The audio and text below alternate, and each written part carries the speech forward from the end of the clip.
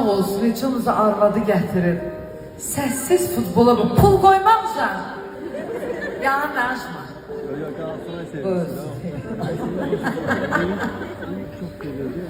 Ama bu, yəni haçansa məndən soruşsalar ki, həyatınızda konsertdə baş verən maraqlı hadisə deyəcəm, mənim konsertimə gələn adam futbolu izləyirdi.